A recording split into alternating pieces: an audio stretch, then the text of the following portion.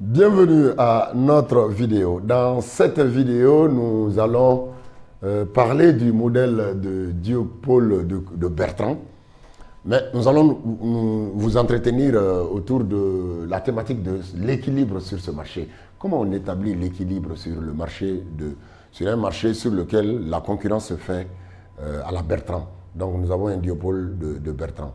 Et n'oublions pas que sur un tel marché, la variable stratégique n'est pas la quantité, mais c'est le prix. Donc les firmes se font la concurrence en prix. Et à partir de là, pour trouver l'équilibre, c'est simple. Il faut se mettre seulement dans une dynamique dans laquelle chaque firme va maximiser son profit. Le profit de la firme 1, ça va être quoi? Ça va être la différence entre la recette totale. La recette totale, c'est quoi? C'est le prix fois la quantité offerte, moins le coût total.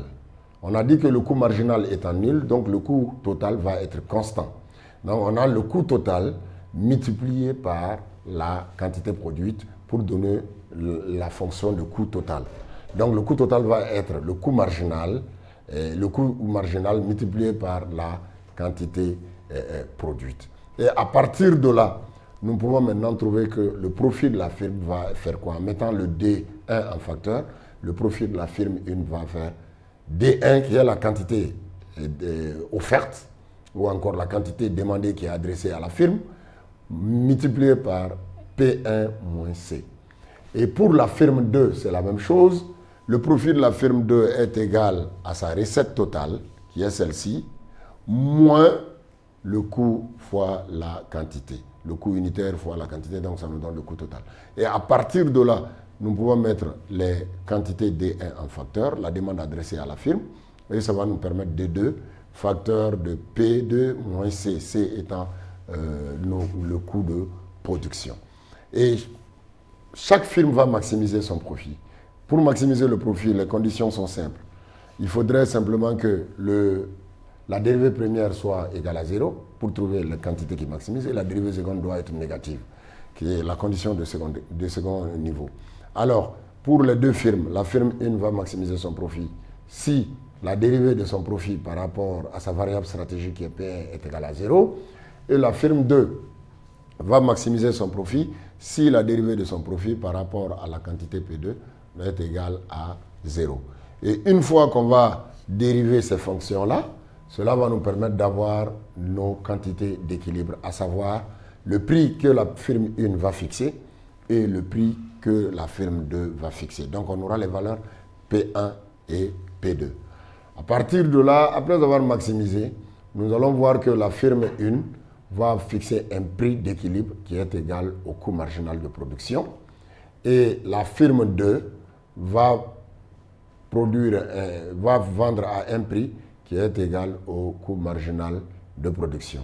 Donc, en conclusion, nous pouvons dire qu'à l'équilibre du Diopole de Bertrand, les deux firmes vont fixer des prix égaux qui sont égaux au coût marginal de production. Ce résultat, c'est ce que nous appelons en microéconomie standard le paradoxe de Bertrand. Pourquoi c'est paradoxal ça? Parce que simplement, il suffit d'avoir deux firmes qui se font la concurrence en prix pour que les deux firmes donnent les conditions de concurrence pure et parfaite. Ça, c'est paradoxal. Parce qu'une des hypothèses de la CPP, c'est que il y a beaucoup d'intervenants sur le marché, surtout du côté des offreurs, donc l'atomicité. Mais ici, l'atomicité n'est pas remplie. Pourquoi? Parce qu'il n'y a que deux firmes, la firme 1 et la firme 2. En faisant la concurrence en prix, parviennent à établir les conditions de CPP. C'est ça le paradoxe de Bertrand. C'est-à-dire qu'il suffit d'avoir deux firmes qui se font la concurrence en prix pour que les conditions de CPP soient établies sur la base des hypothèses de Bertrand. Ce résultat, il est paradoxal. C'est un paradoxe parce que deux firmes suffisent à établir les conditions de CPP. Et on va tenter de répondre un peu à ce paradoxe-là. C'est-à-dire, quelles sont les causes du paradoxe de Bertrand? Qu'est-ce qui fait que deux firmes arrivent à établir les conditions de CPP là où beaucoup de firmes doivent établir les mêmes conditions, deux firmes suffisent à établir?